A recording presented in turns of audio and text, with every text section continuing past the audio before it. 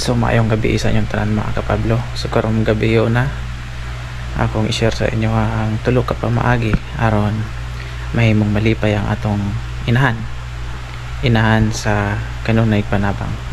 So ang unang way para malipay ang atong ginikanan is respeto. Una gid na ang respeto nato sa atong ginikanan. Kita mga anak dili magid nato usahay nga makatubag ta sa ilaha, pero dapat share to nato, ginasure nato nga maski nakahimo tag sala mangayo tag sorry sa ilaha, diha na sila malipay ang atong mga ginikanan. Kay maski makabuhat tag sala andam sila para pasayloon tantanan. So kita mga anak magandang ingon na honor your father and mother. So usa ka na sa way para mapasaya o mapalipay ang atong mga inahan o ginikanan. Panduha ka pamaagi aron malipay ang atong mga ginikanan. So ang panduha na pamaagi, dapat kamauta maminaw o musunod sa ilang mga tambag. Kaya nga atong mga ginikanan o kita maminaw lang sa ilaha, malipay silang dako, lipay kayo na sila. Kita ang mga anak mo tuman sa ilang mga tambag, kay once na kita mo tuman sa ilaha silang mga ginikanan, malipay gyud og dako kay ngaman. Kay ang ilang mga tambag makita nila nang gina-apply nato sa tuwa, kung dili lang na once na kita pod na mahimong ginikanan ang ilang mga maayong mga tambag o pamaagi sa pagpadako sa tuwa, ato pod mada aron sa pagpadako sa atong mga anak.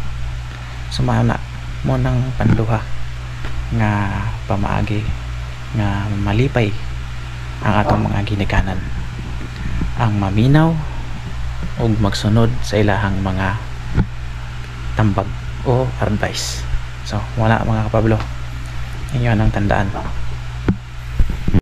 Pangtulo nga pamaagi aron malipay ang atong mga inahan o ginikanan, ang pangtulo, ipakita ang paghigugma nato sa ilaha. Dili lang sa ilaha kundi sa atong mga manghod o mga sa Bicol tugang, sa Tagalog kapatid, sa Bisaya mga manghod. Ano, ipakita ang paghigugma sa usad-usa.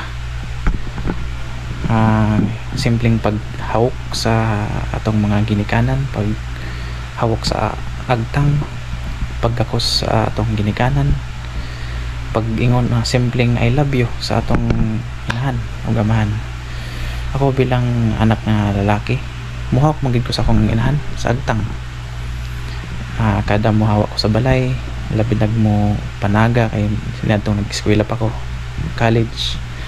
Bago ko muhawak gid ko sa akong inahan sa agtang, sa usahay nga sa pisngi. Di lang kang mama ug sa akong amahan, ang papa, akong gakson gid ako na ug hawkan pod bilang pag-express sa ako ang love sa kanila.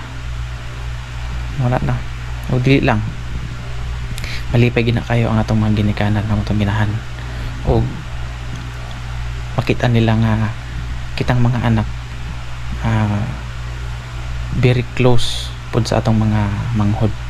Kumbaga mahal po nato kayo ang atong mga manghod, kanang mag-unusahay ta kitang mga manghod, dili mag-away, murag love lang ba, kanang di mo mag-away mga manghod, dako kayo ng faktor nga malipay gid kayo ang atong mga ginikanan. Kasi siyempre kayo nga ang atong relasyon sa sulod sa balay nga nagi paghiusa, mahal kayo ang kada usa manghod nimo 100% ang atong ginikanan, lipay kayo na, panatag kayo na sila. Maski maabot ang panahon nga mabot na mawala sila,